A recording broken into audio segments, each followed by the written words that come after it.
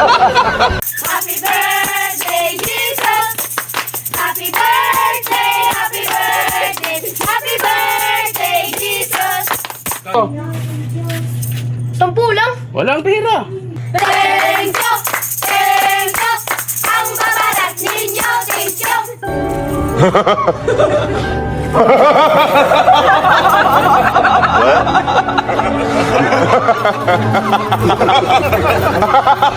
Bakit yan? Ang late ng grade ko sa IP.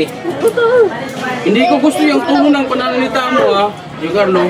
Bakit ngayon ang late ng grade sa IP?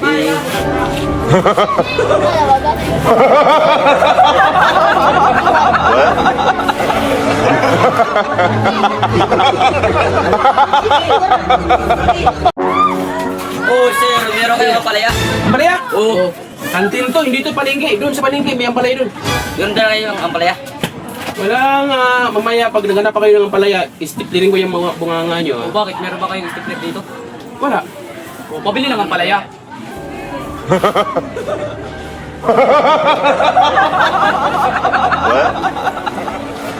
Papa, Hmm, may good news ako sa'yo! talaga? Ano? Oo! Sa classroom namin, ako ang top 3 sa mga lalaki! Talaga?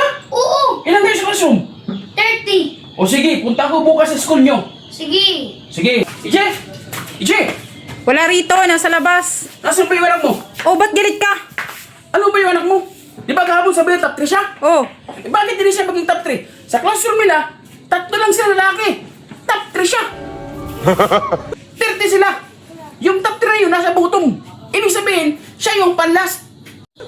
kahapon kasi hindi mo klinaro.